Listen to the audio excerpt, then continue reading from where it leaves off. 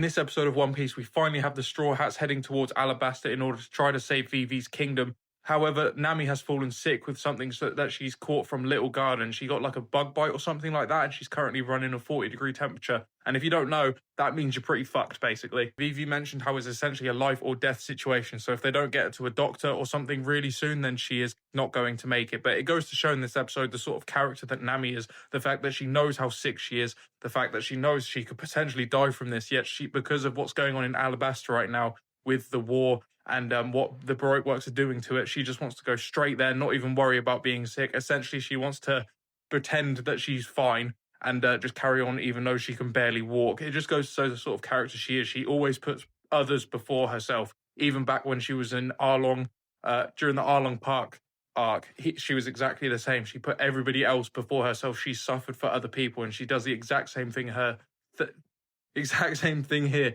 That has not changed in her character whatsoever. And that's something that I think is really important when it comes to storytelling, is your characters need to stay consistent with their morals and what they believe in and how they act. And Nami is a great example of that. She really cares about her friends and putting them first, even if it means a massive detriment towards their health. Part of the reason for Nami acting like this is the fact that in Alabasta it has just gotten way, way worse than it even was initially, because it is revealed that what she saw in that newspaper before they got to Little Garden was the fact that 300,000 royal soldiers at Alabasta have defected to the resistance, essentially. So there are now 700,000 people in the resistance in Alabasta and 300,000 royal soldiers. They are basically massively outnumbered, and there's potential for 1 million innocent people potentially to lose their lives due to the manipulation of the Baroque works. If Vivi doesn't get back there and tell people the truth of what the Baroque works are doing, that's 1 million people potentially dead over this whole situation, and the stakes have never been higher. I said the same at Arlong Park,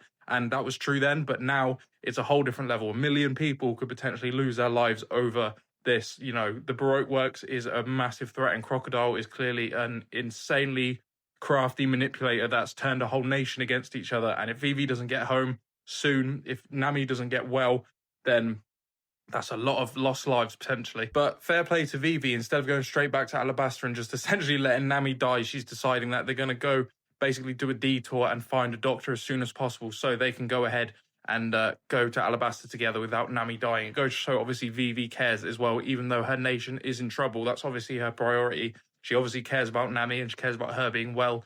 And I think that's a great aspect to her character as well. She's clearly very caring. Vivi obviously sees something very special in Nami as well. The fact that Nami was able to navigate around that giant cyclone that they were heading towards, that would have killed them. And she said on the Grand Line, it's essentially impossible to navigate. So the fact that Nami could do that basically means there's something really special about Nami when it comes to navigating and all that sort of stuff. And at the end of the episode, they have arrived in a snowstorm. So I imagine the next island is going to be filled with snow. And there's a man standing on the water, sort of like Jesus.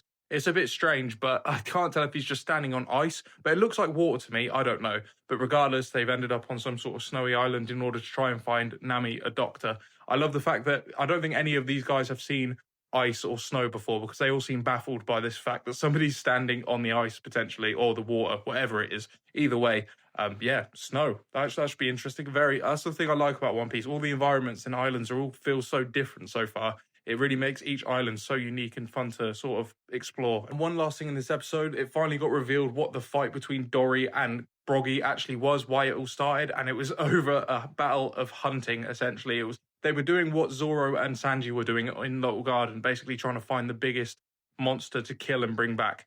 And that's what they did. And that argument started because a little girl asked them which one was bigger, and they couldn't decide which one was. And they decided to settle it, they would fight, because that's what they do on Elbaf. And that's what led to the 100-year battle, which I just thought was hilarious. And they're still battling all the way to this day, which is just amazing. That little girl asking that question was the catalyst for a 100-year-long battle between these two giants, which is just so funny to me. Also very fitting, because the reason is about as petty as I imagined it would be. But, it has never been about, the reason. It's just been about their pride and, fighting for Elbaf and what they believe in. That's what it's always been about, and that's what it still is to this day. So, it makes sense. But yeah, that was this episode. Maybe the next person to join the Straw Hats will be a doctor. We'll have to see. Or maybe they'll just find a doctor somewhere around here.